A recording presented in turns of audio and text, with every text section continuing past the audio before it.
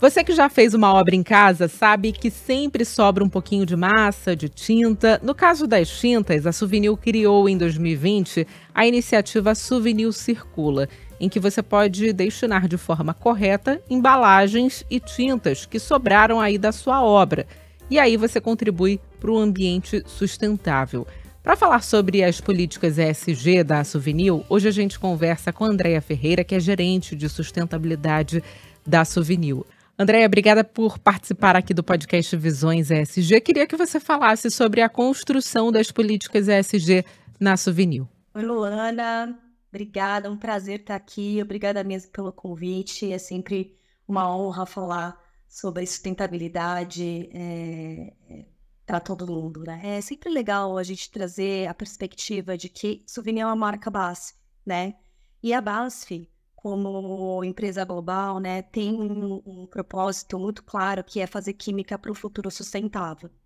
E isso nos dá muito base, muito lastro para a gente poder ter metas claras, né, ambientais para a gente cumprir. E também nos traz uma fundação muito importante, né, sobre como a gente vai avançar, mas muito mais do que isso, como é que a gente pode evoluir, né, dentro desse nosso caminho.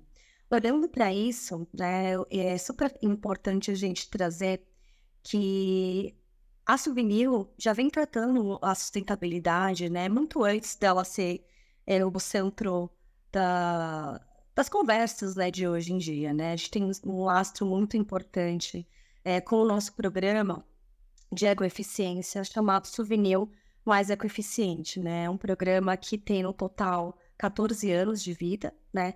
E nesse total a gente já conseguiu muitos resultados positivos, né? Nesses 14 anos a gente conseguiu ser 28% mais ecoeficiente.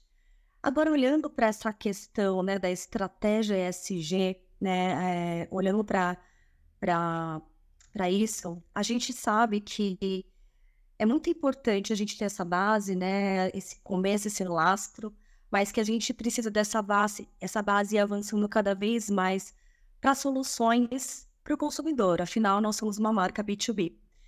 E aí, dentro disso, tem uma estratégia muito clara, né, para a gente, para o nosso negócio, olhando para a economia circular, né, como um grande território, como um grande olhar de alcance aí da empresa no ambiental.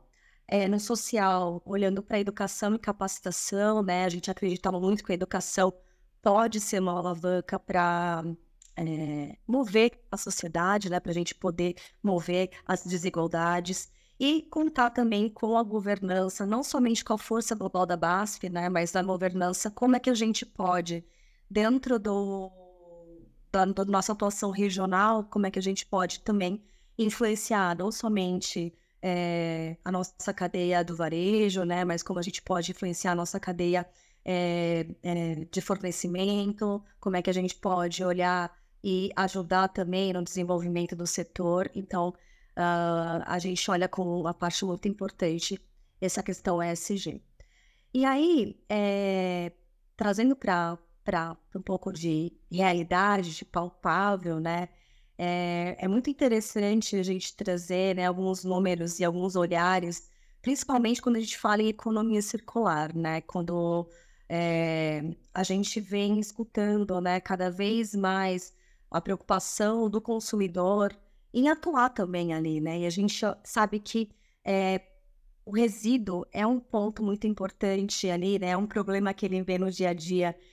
E esse programa que nós temos de logística reversa, a gente encara como uma grande ferramenta, né? Não somente de promover a sustentabilidade, mas como a gente pode também facilitar a atuação do próprio consumidor, né? Em ser mais sustentável. Eu queria que você falasse sobre isso, sobre o impacto no consumidor final.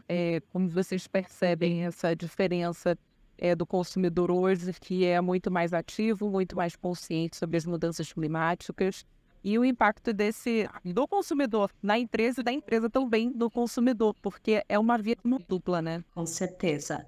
Com certeza, Luana. O que acontece, né? A Suvinil, ela tem dois pilares muito claros ali de estratégicos para a própria marca, né?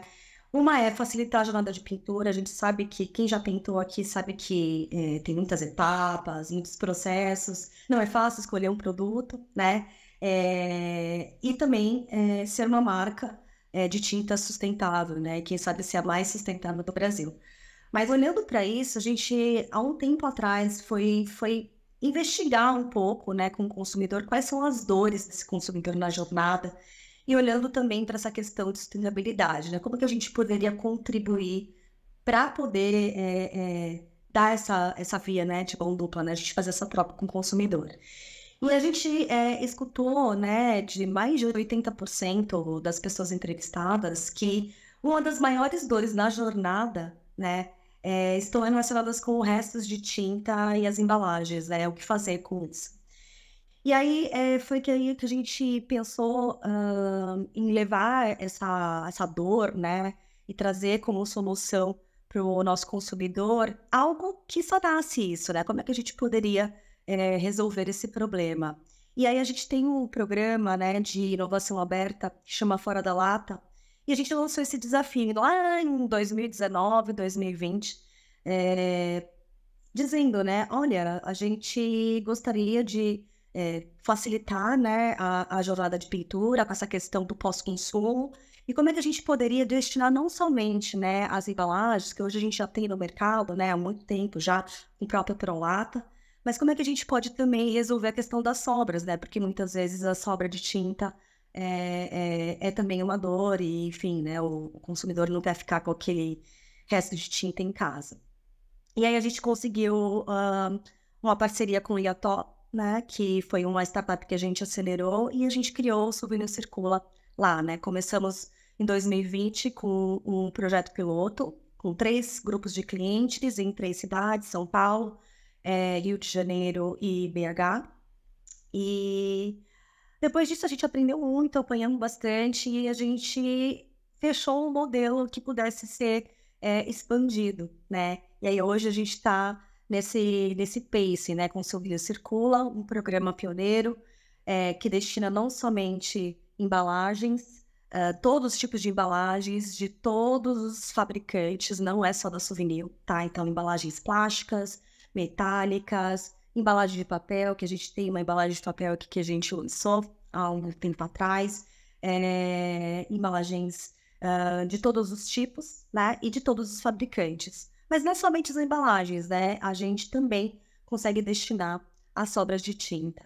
E a gente lançou em 2020, agora, né, com aí a gente fechar a meta de 100 PEBs, né, a última região que a gente acabou de inaugurar em parceria com a Chatuba, aí no Rio de Janeiro, né? Foi a primeira rede de home centers a aderir ao programa. A gente ficou muito feliz, né, com a aposta da Chatuba em levar o programa para os seus consumidores, né, para os clientes das lojas. E aí a gente está agora em 2022 rumo a 100 PEBs. O nosso olhar é um olhar de expansão, né? Como é que a gente consegue entregar essa facilidade para o consumidor final, não somente, né, de resolver essa dor do resto de tinta, das embalagens vazias, mas como a gente consegue também facilitar sua atuação num movimento mais sustentável, né? Então, a gente acredita que esse programa é um programa que consegue entregar aí essa necessidade de uma forma